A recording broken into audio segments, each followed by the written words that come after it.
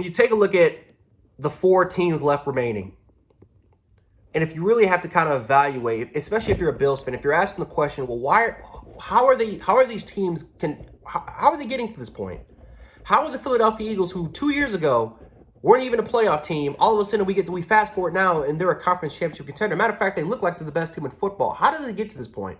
How did the San Francisco 49ers, with subpar quarterbacks, get to 3 NFC conference championship games and one Super Bowl appearance, and they might be going to another one? How did the Kansas City Chiefs continue to do it when they go to 5 straight conference titles? How are they doing this? The Cincinnati Bengals 2 years ago was one of the worst teams in football, and now they're at a point now where they're going to back-to-back conference titles, and they clearly look like one of the top 4, or arguably one of the top 2 best teams in football, right? How are they doing this? How are these teams continuously winning, and they're just showing that there's just levels to this, that they're just at an elite status, and that we're continuing to be at just a borderline elite level. We're at the door, we're at the cusp, but we can't get there. How is this happening? Well, let's take a look at the 4 teams, shall we? Look at the Philadelphia Eagles. Look at the most important thing that they were able to do. It wasn't building around their defense, because again, that's important, right? That's what the Buffalo Bills did, and that's why they got to this point, right? 13 wins, right? 4 straight 11-win seasons, right? I'm sorry, 3 straight 11-win seasons, 4 straight 10-win seasons, right? Sean McDermott has kind of built a foundation with the defense, right? That's true. The Eagles have a really, really good defense, and they built through free agency and through the draft. But you know what else the Philadelphia Eagles were able to do? They built around their quarterback. And they didn't stop doing it. They still continue to do it to this day. You built an offensive line that already was good, and you made it better by getting Landon Dickerson and by picking up more key free additions through free agency to make that offensive line a lot better than what it was.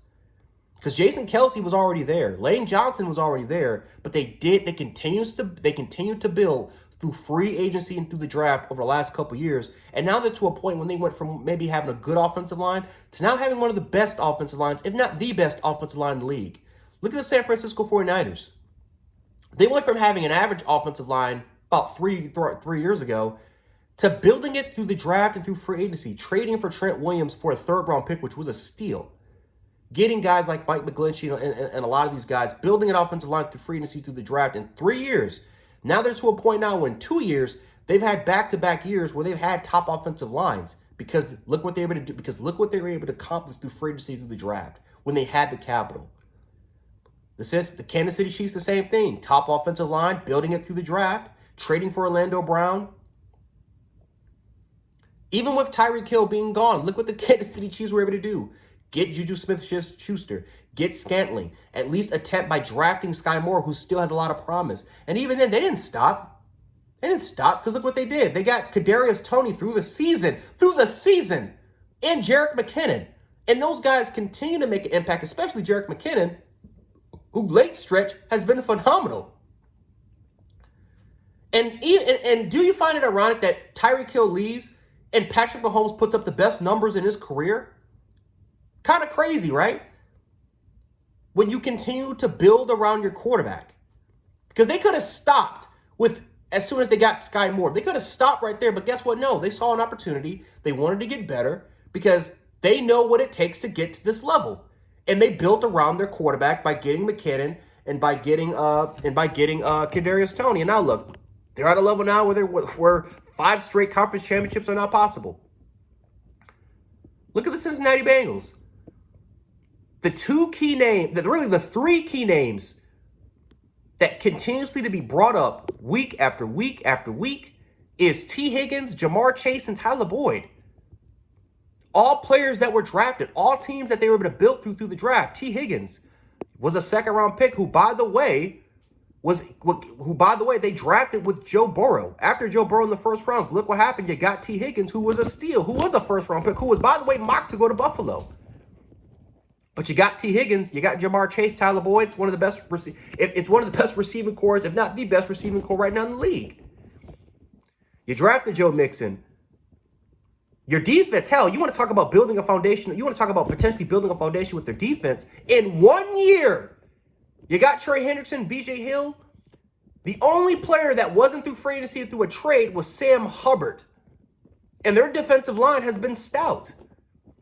Mike Hilton, Jesse Bates, Dax Hill, who they got for this year. A lot of key pieces in their secondary. They were able to build through that and still retain them to this day. So you see the point where I'm getting at. And even then, we can look at the Dallas Cowboys. They're literally a quarterback away from being a Super Bowl champion, in my opinion. They're about a quarterback away. If Dak Prescott wasn't there, let's say you swap him for Josh Allen, there's no doubt in my mind the Cowboys would have been a Super Bowl favorite by far. And they probably would have been there because their defense, they were built through the draft and through free agency. They were to build their offensive line, again, by getting guys like Tyler Smith and some other key free agents because their offensive line was already good. It was already above average to good. But they built through that through the draft and through free agency after losing L.O. Collins. Trayvon Diggs was a draft pick, right? A lot of notable names. Crazy, right? But then you look at the Buffalo Bills. Look at their draft picks. Look at their free agent signings over the last 2 years. Has it really been impressive? And honestly, I'm surprised more Bills fans weren't really on this. Because when I saw it, I'm like, I wasn't too sure about the Gregory Rousseau pick. I got a lot of flack for saying that I don't like the Gregory Rousseau pick. Now, Gregory Rousseau he's been decent, but he hasn't lived up to par. And maybe, again, he has a bright future, but he hasn't lived up to that par. But the Boogie Basham pick, the AJ Epinesa pick, the Zach Moss pick, the Spencer Brown pick in the 3rd round, hell, James Cook getting him in the 2nd round, I was too unsure about that pick because I'm like, dude, you could have got James Cook in the 3rd or 4th round. And even then, if you really wanted a key running back for this offense, why not draft Breece Hall, who was right there for you to take in the 1st round? Now, I get it. You wanted to get a 1st round addition to pair up with Tre'Davious White. But, I mean, let's be honest here. McDermott is notorious for not playing rookie guys. And you saw it this year. You drafted Kyer Elam and you barely played him. And it's not like he didn't make plays for you. Did he have his lumps? Absolutely. But he made more plays than Dane Jackson. I can tell you that damn for sure. And now, look, that might affect his development for next year. All because you were stubborn. I don't understand what this whole philosophy of not playing rookies is. But it is, I don't know. But we'll talk about that in another video. But the point is that when you take a look at their draft capital, when you take a look at our draft capital, our draft value, and what our free agent signings, right? The Jordan Addison, AJ Klein bullcrap, the continuously 1-year contract dudes like Jamison Crowder and Daquan Jones and Roger Saffold. I mean, the list goes on and on.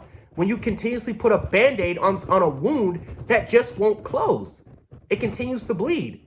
And instead of fixing it up by getting surgery or whatever, you continuously try to put Band-Aids on it. But the most important thing that all 4 teams that I just talked about have is that they built around their quarterback. And ever since the 2021 and 2022 off seasons, the Bills have failed to build around Josh Allen. You know damn well in 2020, even though the Bills went 13-3, went to an AFC Conference Championship game, we had a mediocre offensive line. Darrell Williams was not the key solution when you signed him. And by the way, he's not even on the team anymore. Ike Bucker wasn't the solution. Mitch Morse is a possible solution. He's been great. Deion Dawkins, the last couple years has been average, but at least he attempted. But your guard play and your right tackle situation continues to still be a question mark. We don't even know who's going to be playing there next year, and that's been a question mark for the last 3 years. And guess what the Buffalo Bills did to solve that? The highest draft value for that position was Spencer Brown. Besides that, you drafted nothing but physical specimens through the late rounds, which they're either on the practice squad or they're not even on the team anymore. So all this crap of getting giants and physical specimens, it's only so much you can do. And again, I understand it. You're trying to develop, right? And again, they did it with Tremaine Edmonds and they did it with Josh Allen. Getting physical specimens, Ed Oliver, getting the physical specimens that you want them physically already developed and you can and you're confident that you can coach. So I understand it. But sometimes not picking up the already developed player, maybe not physically, but just from a mental standpoint, sometimes getting the better player can help your team. Devontae Smith is not a physical specimen. And guess what? The last couple years, he's been one of the best receivers in football. I mean, it's It's crazy. It's kind of crazy that when you take a look at the four championship teams, and you think, how are they at this point? It's not that hard to really figure out a solution. It's not hard to figure out at all. They built around their quarterbacks, and they continue to do it. The 49ers had Jimmy Garoppolo and now Brock Purdy. 3 NFC Conference Championship games and 1 Super Bowl appearance because they continue to build around their quarterback even till this day.